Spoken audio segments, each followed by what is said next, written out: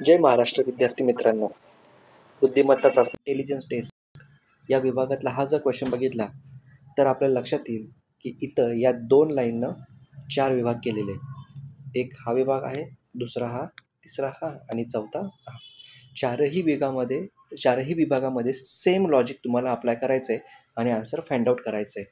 याच्यामुळे तुम्हाला एक्सची व्हॅल्यू किती आहे हे तुम्हाला इथं शोधायचं आहे. ठीक आहे. जर डायग्राम नीट बघितली तर लक्षात येईल की 7 आणि 8मध्ये असं काहीतरी रिलेशन आहे ज्याचा आन्सर तुम्हाला 30 येणार आहे. तर या केसमध्ये आपण बघूया काय लॉजिक असू शकतं. तर याच ट्रायंगलपासून आपण सुरुवात करूया. 7, 8. ठीक आहे. 7 × 8 केलं तर आन्सर येणार आहे 56. आता या 56मध्ये एक डिजिट आहे 5, दुसरा डिजिट आहे 6. या दोघांचं पुन्हा मल्टिप्लिकेशन केलं तर मला आन्सर येते 30. ओके. बघूया सेम लॉजिक दुसरीकडे ॲप्लिकेबल आहे का.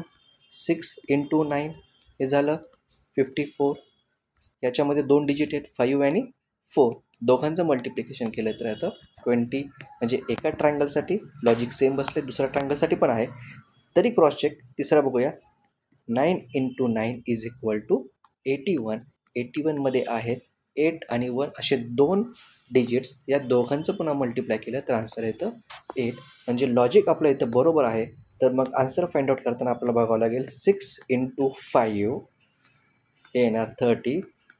30मध्ये 2 डिजिट्स आहेत, 2 अंक आहेत, 3 आणि 0. या दोघांचं मल्टिप्लिकेशन केलं तर आन्सर येणार 0. म्हणजे तुमचं या ठिकाणी आन्सर आहे x = 0. Option number C.